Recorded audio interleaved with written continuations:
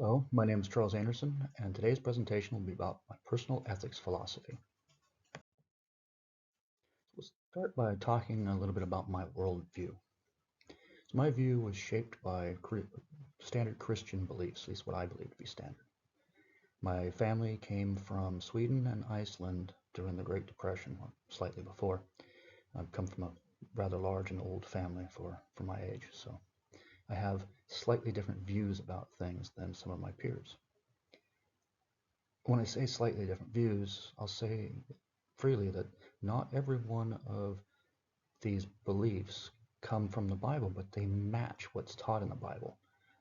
During the Depression, especially in the farmlands of North Dakota, you had to rely on each other. You looked after each other.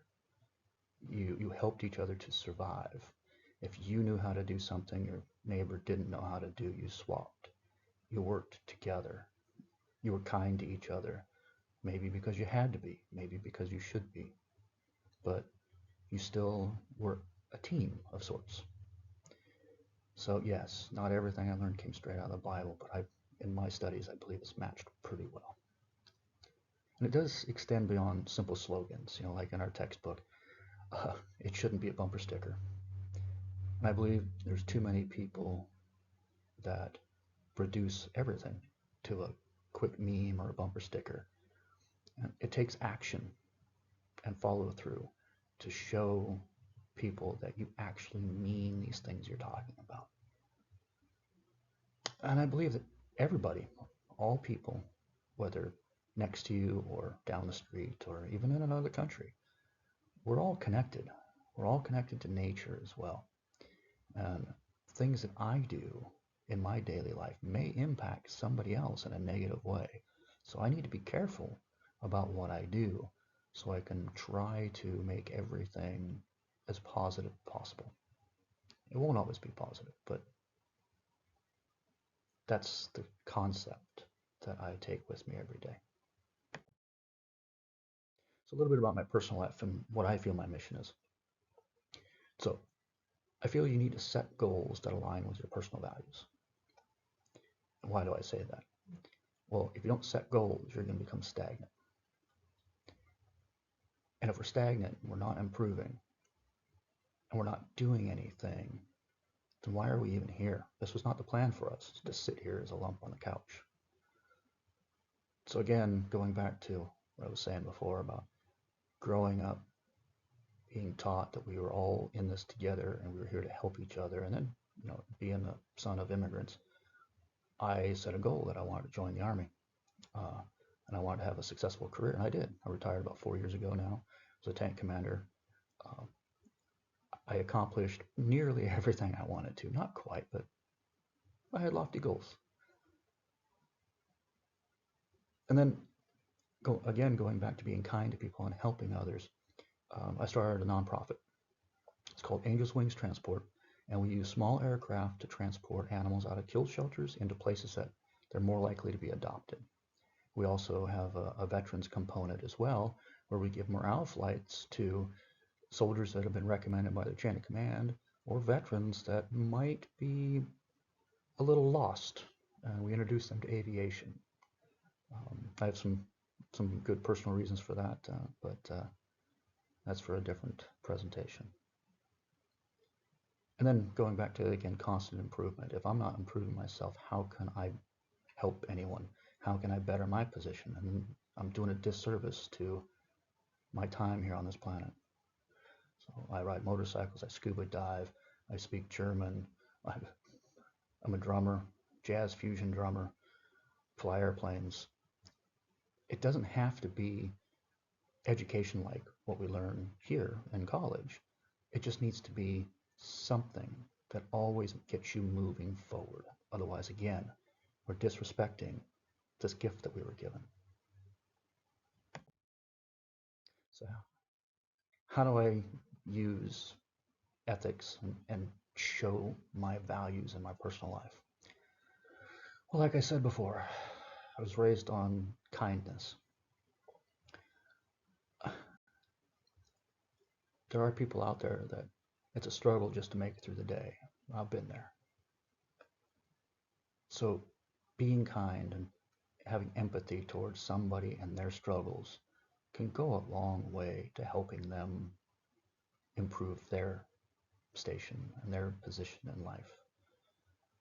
Plus, it's in all the teachings that we are supposed to look after one another. We're supposed to respect each other. And how can you do that if you don't display kindness? And consistency is another way I show my values. And what does consistency mean when it comes to ethical decision making? Well, it means that if given the same situation with a different person, I'm probably going to come up with the exact same answer simply because if I'm going to treat one person one way, I'm going to treat the next person, all things being equal, the same way. When I say all things being equal, I don't care about their religion. I don't care to know what their politics are. I don't care where they come from, the color of their skin. If an individual comes to me, let's say two individuals come to me with the exact same problem and the exact same circumstances, they will get exactly the same reaction because it's an objective thing. I can't make this up willy-nilly just based on how I feel that day. I'm not being true to my values of being kind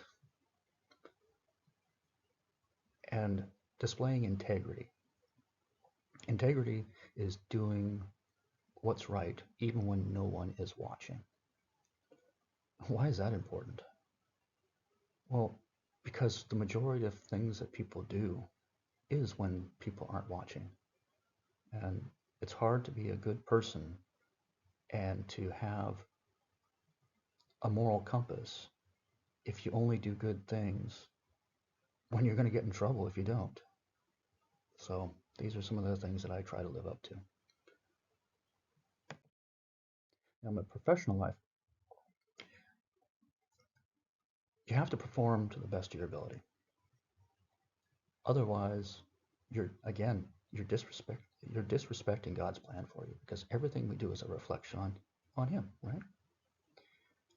So some days are better than others, but I must still try to be the best that I possibly can be at that time.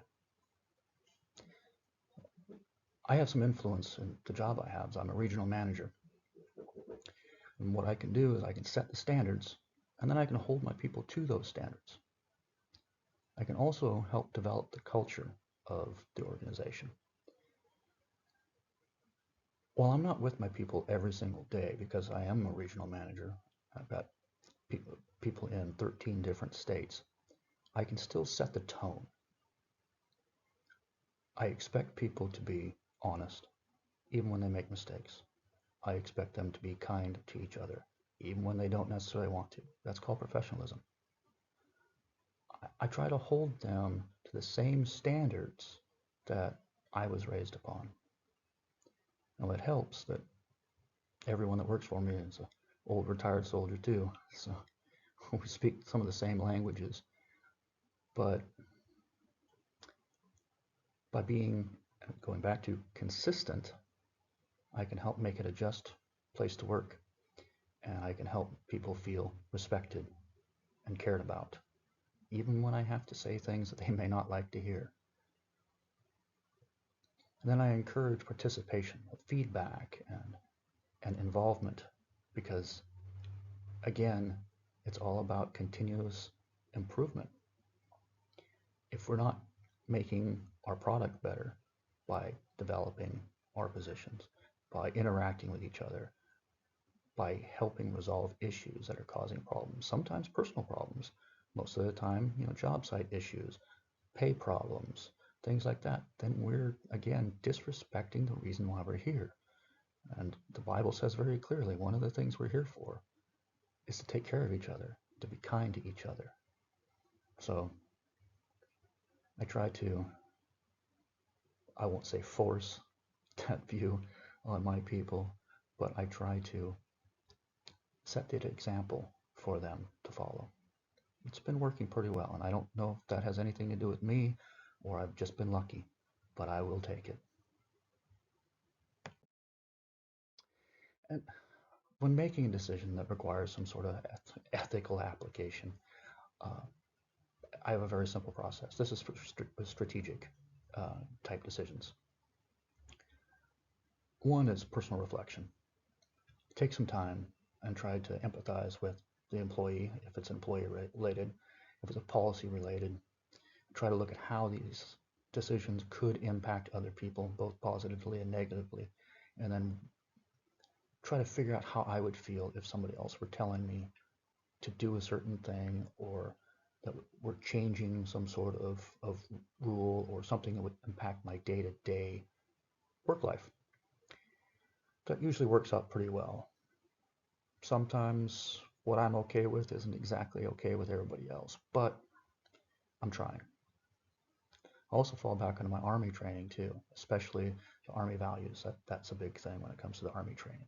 The Army values: duty, honor, integrity, selfless service, personal courage.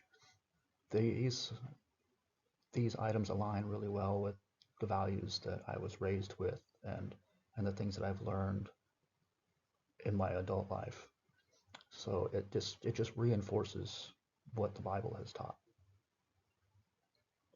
And then mentors. I've been fortunate to have people that I can go to, that I can trust, both former leaders, some of my own subordinates, co-workers, family, friends. They've been through things. They see things from a different perspective, and they remind me that sometimes I can't get so focused on something that I forget what that task or what that decision will do to other people, or what it may do to future decisions, what kind of influence it will have. So again, I'm very, very fortunate to have people like that in my life that I can go to. And that does conclude my presentation. This is a list of references that I used to put together my paper, which then spawned this presentation. I hope you've enjoyed listening to what I've had to say, and I thank you for your time and attention. You have a great day, and God bless.